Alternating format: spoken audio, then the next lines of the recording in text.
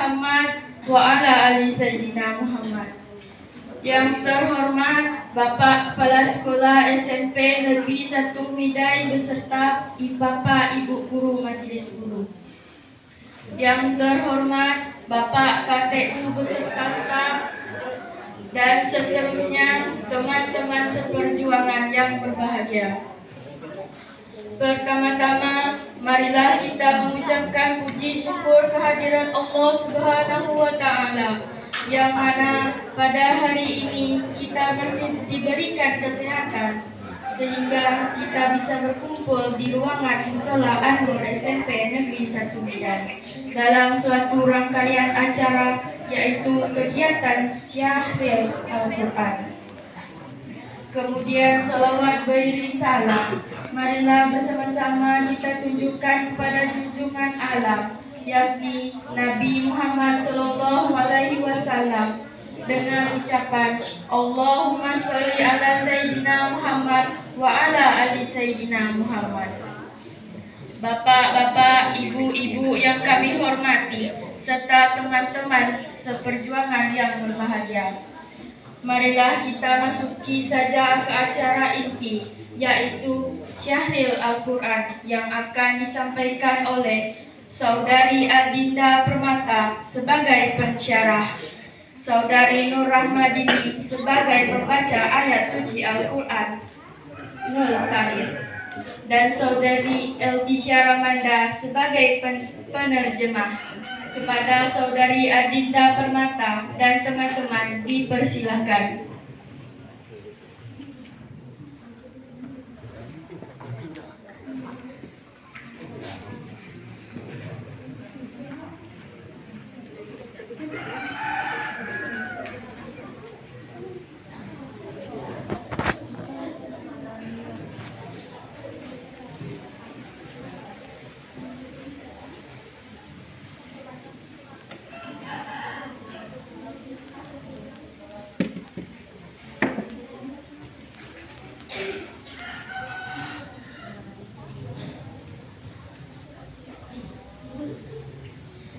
Assalamualaikum warahmatullahi wabarakatuh.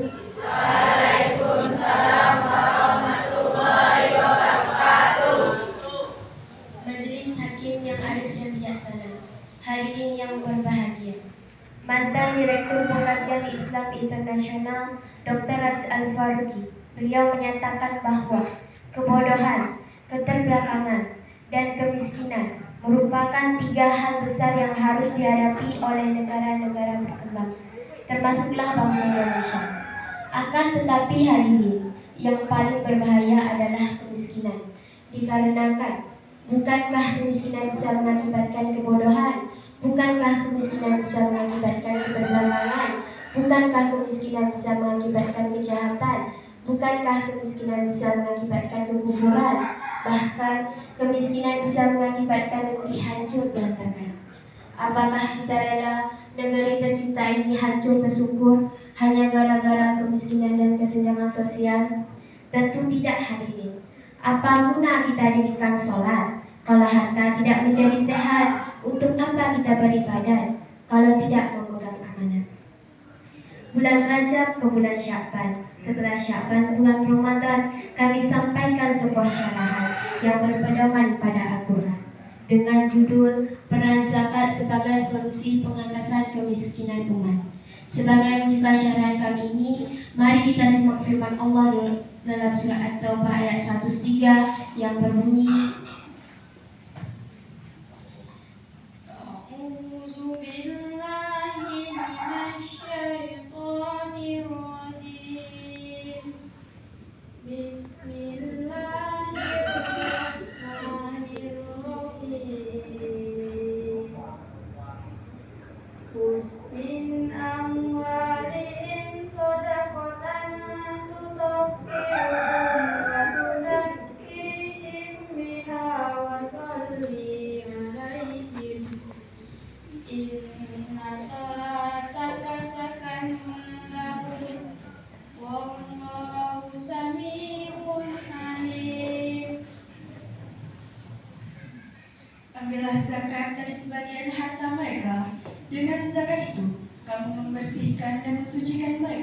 dan berdoalah untuk mereka.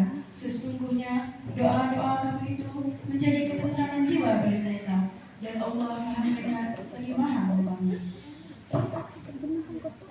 Majelis Hakim yang arif dan bijaksana, hadirin jamaah syariah Al-Quran yang kami banggakan. Menurut Buya Hamka dalam tafsir Al-Azamnya, terdapat pada juz 11 halaman 30. Beliau menjelaskan bahwa kata mereka terdapat pada ayat tersebut menunjukkan orang yang masih mencampur aduk di antara mal yang baik dan mal yang buruk. Akan tetapi sadar akan kekurangan dan ingin adanya sebuah perbaikan. Lalu, jika kita mengkaji lebih dalam pada awal ayat tersebut, terdapat kata khus menunjukkan sigat am yang merupakan suatu pemerintah dan mengisyaratkan agar dibentuknya lembaga pengelolaan secara profesional dan proporsional. Pada asalnya, suatu pemerintah menandakan suatu kewajiban. Dengan demikian, wajib bagi saya, saudara-saudara dan seluruh insan untuk selalu mendirikan salat dan menunaikan zakat, serta menunjukkan rasa taat kepada Rasul sang pemimpin umat. Zakat, mari keluarkan zakat. Zakat itu tidak bikin melarat. Zakat untuk kemakmuran umat, selamat dunia akhirat. Majelis Hakim yang arif dan bijaksana, hadirin yang berbahagia. Lalu, apa yang dimaksud dengan zakat? Secara bahasa, zakat artinya suci, bersih, tumbuh dan berkembang. Sedangkan menurut istilah Dr. Hordowi yang dikutip dalam buku ensiklopedi Hukum Islam jilid 6 halaman 1985 menjelaskan bahwa zakat adalah sejumlah harta tertentu yang diwajibkan oleh Allah untuk membagikannya kepada orang-orang yang berhak menerimanya. Lalu, bagaimana usaha pemerintah dalam mengoptimalkan pembayaran zakat? Alhamdulillah, kita patut mengacungkan jempol dengan usaha pemerintah yang berhasil berbuat badan amil zakat. Peraturan Pemerintah Nomor 14 Tahun 2014 serta Undang-Undang Nomor 23 Tahun 2011 tentang pengelolaan zakat ditambah dengan Instruksi Presiden Nomor 3 Tahun 2014 tentang optimalisasi pembayaran zakat.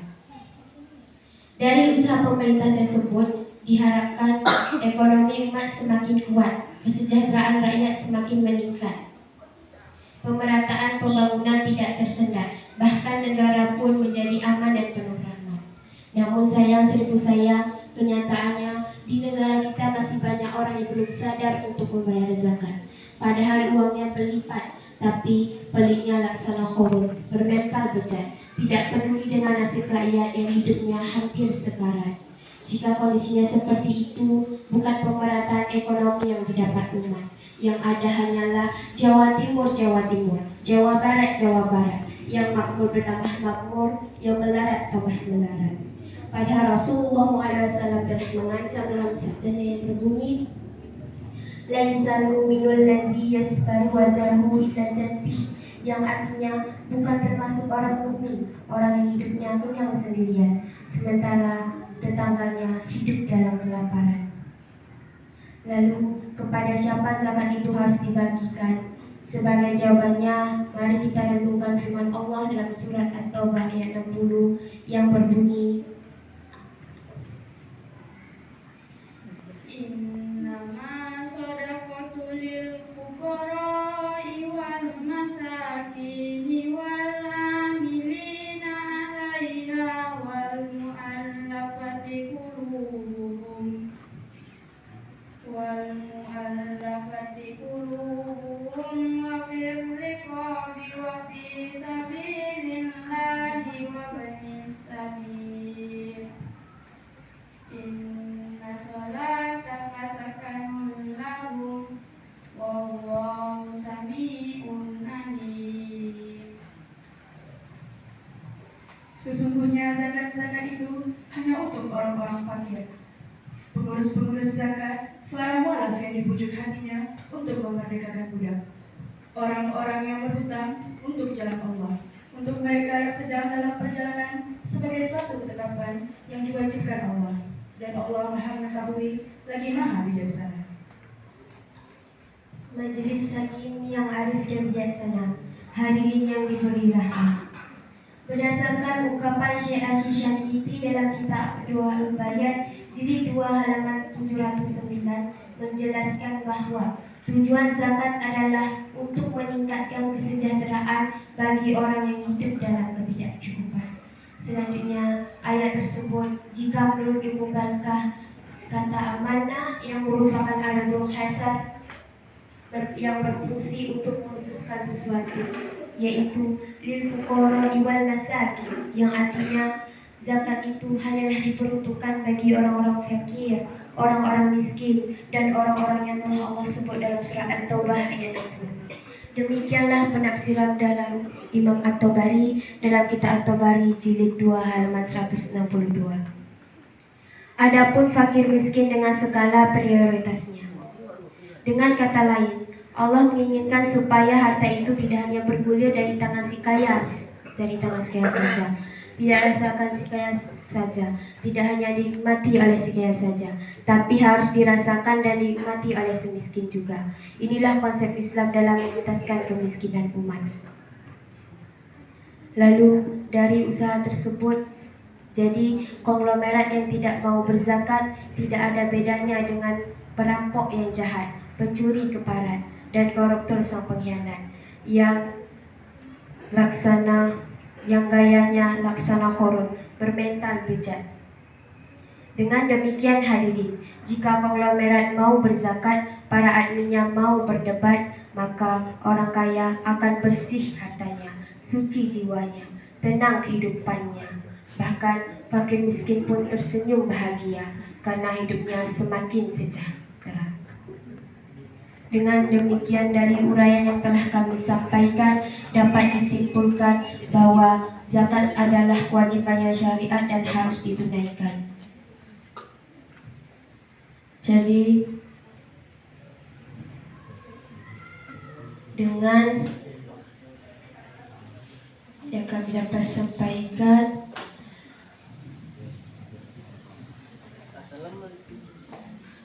sekian dan demikian yang dapat kami sampaikan. Sebelum kami tutup dengan salam, mari dengarkan pantun untuk handai taulan.